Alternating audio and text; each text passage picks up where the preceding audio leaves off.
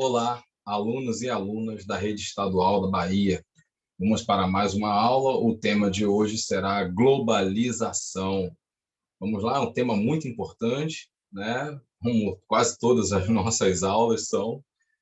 Ele é bastante cobrado aí em alguns concursos, né? Até porque os desdobramentos da globalização acabam influenciando a parte econômica, comercial, geopolítica. Então, temos que estar atento a esse tema. Vamos lá para a nossa aula de hoje. Globalização. Vamos inicialmente à definição do que seria globalização. Não é algo complexo, mas também não é algo tão fácil de se definir, né? A globalização, a gente precisa entender que não é algo estanque ou algo que aconteceu no estalar de dedos, foi um processo, né? Então, a globalização ela se dá como um processo. É um processo de aprofundamento de integração econômica, social, cultural e política, né? Na verdade, atualmente é o momento, é o que nós chamamos de momento máximo da globalização. Claro que podemos fazer uma análise pela evolução tecnológica que ainda está por vir, de que a globalização ela ainda vai se intensificar mais. A tendência é que essa integração cultural ela ocorra muito mais, a integração social e política, a informação circule com mais velocidade com o passar dos anos. Essa é a tendência. Tá? Então, a globalização ela pode ser definida como um processo de aprofundamento, integração econômica e social. Seria a plena integração econômica, social, cultural e política. Tá? Quando vai se iniciar esse processo grandioso da globalização? O início da globalização, a gente pode ter uma ideia como sendo o período das grandes navegações. A maioria dos historiadores coloca, a partir do século XVI, né, século XV e XVI, o processo das grandes navegações, ali estaria o iniciozinho do processo da globalização. A maior parte dos historiadores coloca essa data e sim, existe até alguns que vão, de repente, pregar a ideia de que a globalização ela vai ter início desde o processo da evolução social humana, né? O que marca mais a globalização vai ser a revolução tecnológica. Então, por isso que muitos cientistas gostam de colocar a data como meados do século XX ou a partir dos anos 60 e 70 como realmente o início da globalização moderna. Né? O que nós podemos é a partir de, como o Milton Santos falou, da revolução técnico-científica. A partir dos anos de 1970, nós teríamos a intensificação, vamos assim dizer, do processo de globalização. Né? Então, a globalização, como processo, claro que ela foi, vamos botar assim, estimulada muito pelo próprio avanço do capitalismo. Hoje, a globalização é o auge do sistema capitalista. Por que você diz isso, professor? Porque o capitalismo estimulou, devido à concorrência, né, entre empresas, a concorrência entre mercados, estimulou a evolução tecnológica. E essa evolução tecnológica foi a que proporcionou a rápida circulação de informações, de dados, de capitais no mundo.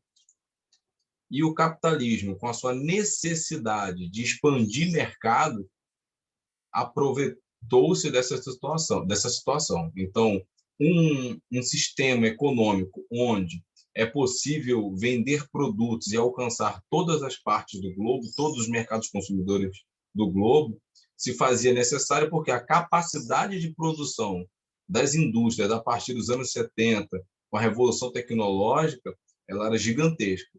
Então, as empresas passam a não mais atender mercados locais, mercados regionais, e sim mercados globais, que a capacidade de produção extrapola essa capacidade de consumo interna das nações. Né?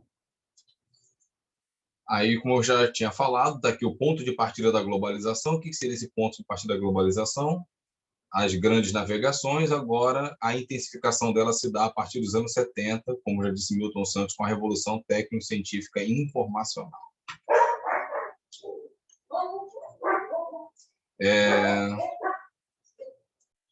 E por que, professor, o senhor considera também que a partir dos anos 70 houve o processo de globalização se intensificou? Um outro fato político, social e econômico, né, ocorre no mundo que vai também favorecer esse processo de globalização, esse avanço do capitalismo. É a vitória do sistema capitalista, por assim dizer, nessa batalha ideológica que foi a Guerra Fria. Então, após a Segunda Guerra Mundial, né, nós tivemos o mundo dividido em dois grandes blocos, ficou conhecido como um mundo bipolar. Um mundo bipolar onde tinha Estados Unidos liderando o bloco econômico capitalista e seus países, e a União Soviética, também vitoriosa da Segunda Guerra, com um bloco de países comunistas, ditos socialistas, né, e comunistas. Ambos travaram uma guerra ideológica que ficou conhecida como Guerra Fria. Com o final da Guerra Fria, até pelo capitalismo não ter uma oposição, ficou muito mais fácil a expansão e o domínio capitalista por quase toda a superfície do planeta, restando alguns bastiões, né, como China, como a própria Cuba, como Coreia do Norte, mas em grande maioria o capitalismo reina entre as nações. O sistema capitalista reina entre as nações. Falando, né, como eu falei um pouquinho sobre a Guerra Fria ela vai praticamente do final da Segunda Guerra Mundial, né, de 45, vamos colocar assim, até a data ali limite foi 1991, quando acaba de vez a União Soviética, se extingue a União Soviética. Claro que isso foi um processo, a decadência do comunismo, a decadência do bloco socialista liderado pela União Soviética, ela já vem ocorrendo desde os anos 80. Em 1985, com a perestroika, né, o processo de reestruturação da União Soviética, Gorbachev já passa para o mundo que as coisas não vão muito bem dentro do modelo comunista soviético. Ela recebeu esse nome Guerra Fria porque nunca houve um combate direto entre Estados Unidos e União Soviética. Alguns conflitos indiretos ocorreram, alguns até posso dizer vários, né? Então, as duas potências se armaram muito, foram as duas maiores potências nucleares do planeta. Então, eles tinham um potencial bélico gigantesco, tá? Mas eles nunca se confrontaram. Acredito eu, até por se respeitarem. Mas alguns combates, como posso dizer, indiretos ocorreram. Entre eles, a guerra Irã-Iraque, a guerra das Coreias, Coreia do Norte versus Coreia do Sul, a guerra do Vietnã, entre outros conflitos em que Estados Unidos e União Soviética ficaram em lados opostos.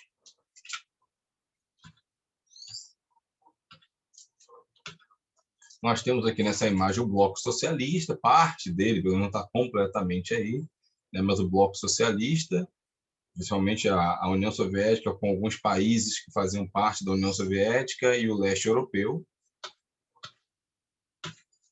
A partir de 1989, a queda do Muro de Berlim, que dividia a Alemanha em dois, né, em dois países, que era a Alemanha Ocidental e a Alemanha Oriental, esse muro cai, e aí já começa a derrocada do chamado Bloco Socialista, aí fica evidente, de 89 para frente, mais alguns anos, e se extinguiria a União Soviética. Então, a partir desse momento, né, desse fim desse mundo bipolar, surgem várias possibilidades para o avanço do capitalismo. E o mundo passa a se tornar o que foi chamado de mundo multipolar, apesar de haver previsões por alguns políticos e economistas de que o mundo se tornasse unipolar, né? Que os Estados Unidos, por ser o país que liderava o bloco capitalista e o país de maior poderio militar, ele não teria oposição e seria vamos dizer assim, um momento em que haveria apenas uma grande potência controlando e ditando todas as regras no mundo econômico, coisa que não se concretizou. Nós partimos para um mundo multipolar, vários focos de poder, né? Então, vamos aqui para uma análisezinha rápida.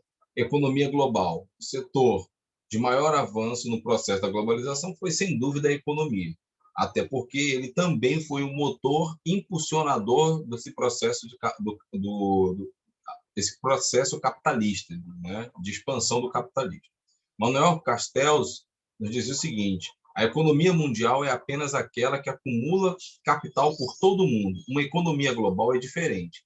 É uma economia com capacidade de funcionar como uma unidade em tempo real, em escala planetária. Então, ele faz uma diferença do que muitos autores chamaram durante o tempo de economia mundial, de mundialização da economia, né? Uma empresa, por exemplo, que desde os anos 50, grandes empresas tinham filiais espalhadas pelo mundo. Isso é uma economia global. Desculpa, gente, é uma economia mundial, né? Então, nós tínhamos a Ford espalhando várias filiais em outros países, espalhadas pelo mundo afora. Mas isso não era uma unidade. É diferente do que ocorre hoje, do que a evolução científica e tecnológica proporcionou hoje. Hoje, a economia ela é monitorada em tempo real, como nós dizemos, online, né?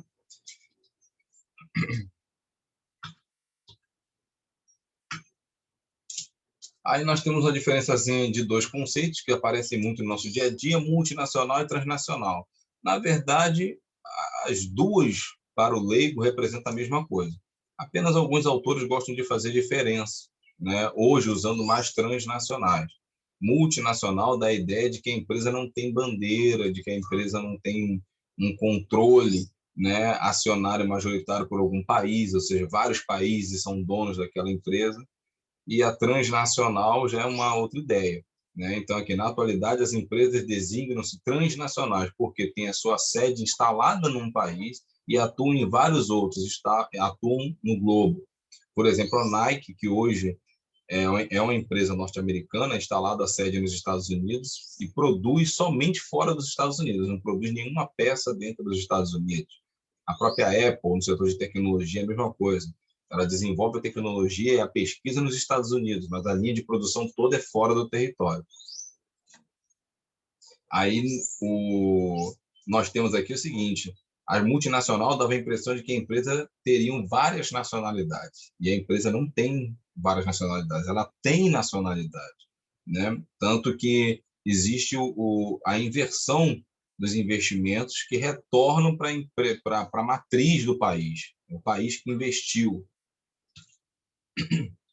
As 15 maiores empresas do mundo, nós temos aqui uma atualização, foi o mais recente que eu consegui, dá para a gente já observar que os países que hoje controlam, vamos dizer assim, os centros de poder, né, da economia global, Estados Unidos, Japão, China, né, a União Europeia, que aqui está representada por alguns países europeus, como os Países Baixos, mas nós já temos, eu botei aqui no slide chamando a atenção, para o Banco Industrial e Comercial da China, né? Ou seja, a maior empresa, a marca mais valorizada do mundo hoje é uma empresa chinesa.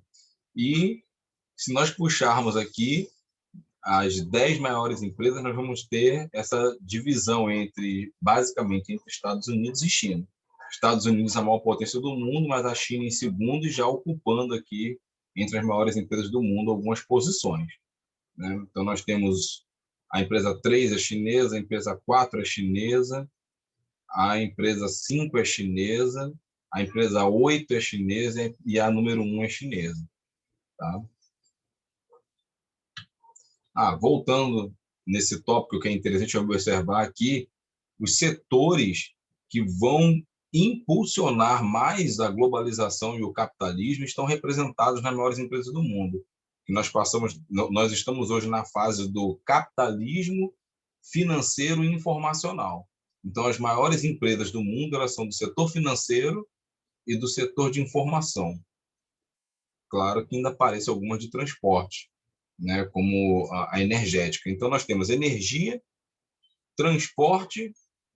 energia, financeiro, né, e tecnológico, aparecendo aí como o tripé que sustenta a economia global atualmente.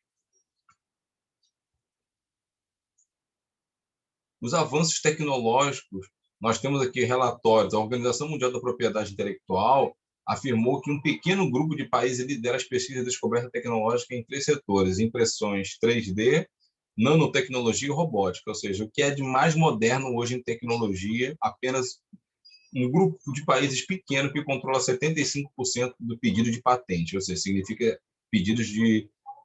Ou seja, que 75% das inovações tecnológicas, né? Eles vão medir pelo pedido de patente. O pedido de patente vai significar essa inovação tecnológica. As companhias japonesas dominam o setor da robótica, com Toyota, Honda, Nissan, Panasonic e Sony, entre outras. Fora do Japão, somente a alemã Bosch e a sul-coreana Samsung fazem parte desse grupo. Aqui nós temos os países que mais investem em pesquisa e desenvolvimento por porcentagem do PIB. Tá? Então, nós temos aqui Israel se destacando, Coreia, e, infelizmente, o Brasil investindo apenas 1% do PIB em pesquisa e desenvolvimento, em P&D. Nós temos aqui o fluxo global, né? A globalização, ela pode ser observada pelo fluxo de informações, de trocas comerciais entre os países. Nesse infográfico aqui, nós temos uma boa ideia da participação da Europa, da Ásia e dos Estados Unidos, né? Da América do Norte, vamos dizer assim, Estados Unidos e Canadá, tem 2 potências ali.